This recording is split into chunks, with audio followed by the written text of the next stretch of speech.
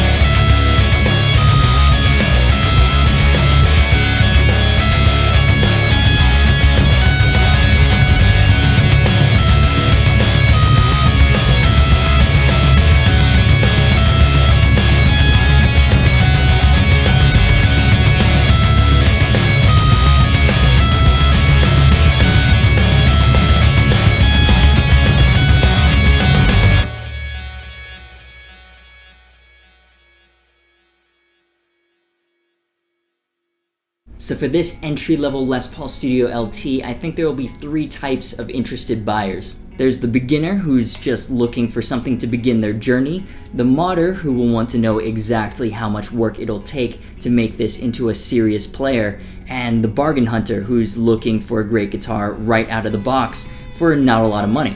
I'll try to cover all the perspectives and let's get to it. At first glance, this looks like a normal Les Paul, but there are a few key differences. Even the similarly priced Les Paul 100 has a maple top, but the LT has a full carved mahogany body. More notably though, while the traditional Les Pauls have glued-in set necks, the LT's neck is a bolt-on. For most people this won't matter in terms of sound or playability, but it is sure to annoy the purists. What's kinda strange is that there's this half attempt at an accessed neck cutaway, but it's not nearly deep enough to make any kind of a real difference. For $249, the construction actually seems decently solid, and it does have a good weight to it. After all, it is still made from mahogany, not plywood. The fingerboard is proper rosewood, which is a little surprising given the recent introduction of new environmental regulations. Again, it won't matter for most people that will be looking at this model, but a lot of guitars in this price range are now coming with treated woods or wood alternatives. So if you're in the market for a mod platform and a real rosewood fingerboard is something that matters to you, that's a plus for the LT. Okay, so far so good, but here's where it starts to get a little funky. If this particular guitar is any indication, if you buy one, you're gonna have to get it immediately set up. As it is, this guitar plays horrendously. According to the sticker on the back of the headstock, it was inspected and set up in the USA, but the action is pretty stupid high. To its credit though, there isn't a ton of fret buzz and the intonation is pretty spot on, but it doesn't make it any easier to play.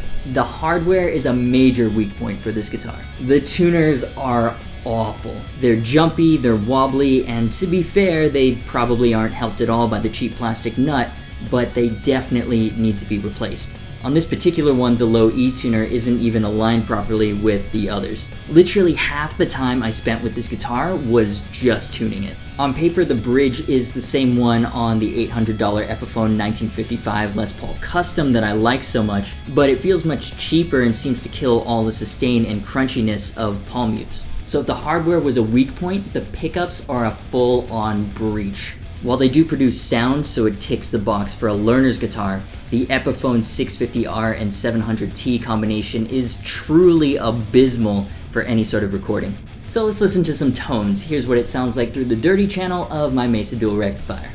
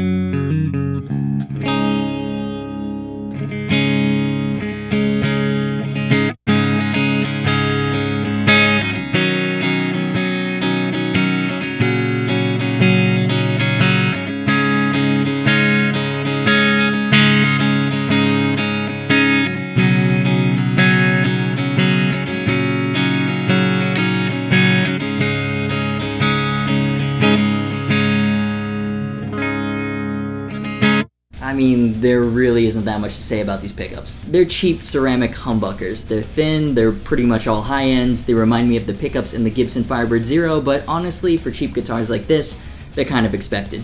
On the plus side, the electronics actually seem to be pretty decent. A big complaint about lower-end Epiphones and lower-end guitars in general is that often the electronics are less than ideal. Sometimes there's grounding issues, pots can be crackly or do nothing from 0 to 9 but be fully open at 10. I've even played some in the past where there was still most of the volume even at 0. But the wiring here in the 2017 Epiphone works flawlessly. So as it is, this guitar is not particularly impressive. If you think this guitar is going to be a bargain gem right out of the box, you're going to be pretty disappointed. Even if you get it set up properly so it plays well, it still sounds terrible, and constantly retuning the guitar gets old pretty quickly.